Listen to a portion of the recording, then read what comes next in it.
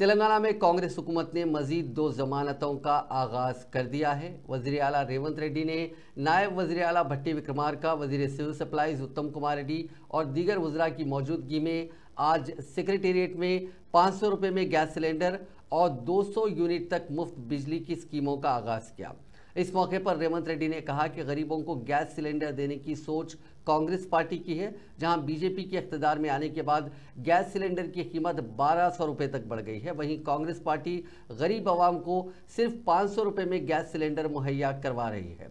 रेवंत रेड्डी ने कहा कि रियासत में माली मुश्किलात के बावजूद आवाम से किए गए वादे को पूरा किया गया है।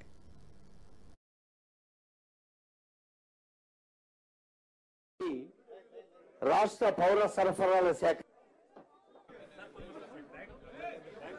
ప్రభుత్వం అందిస్తున్న పథకాలు గృహజ్యోతి, మహాలక్ష్మి. ప్రజాపాలన కార్యక్రమంలో తెలంగాణ రాష్ట్రంలో గ్రామాన ప్రతి మున్సిపల్ వార్డులో అప్లికేషన్స్ తీసుకొని అది ప్రాసెస్ చేసి తెల్ల కార్డున్న వాళ్ళందరికీ కూడా గత 3 ఏళ్లుగా వాళ్ళు సంవత్సరానికి యావరేజ్ గా ఎన్ని సిలిండర్లు అయితే ఉపయోగించారో అంత మేరకు ప్రతి సంవత్సరం అన్ని సిలిండర్లు మన ప్రభుత్వం 500 రూపాయలకి ఇచ్చే కార్యక్రమం ఈ రోజు మొదలు పెడుతుందని చెప్పి నేను మనవి చేస్తున్నాను. అదే విధంగా మరి అటువంటి అనేక రకాలైనటువంటి ప్రచారాలు ఆలోచనల మధ్యన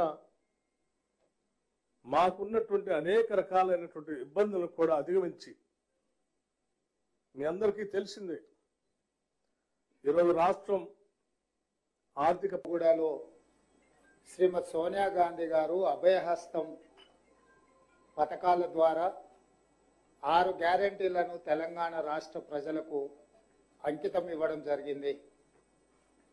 ఆ రోజు శ్రీమతి సోనియా గాంధీ గారు ఏ విధంగా అయితే తెలంగాణ రాష్ట్రం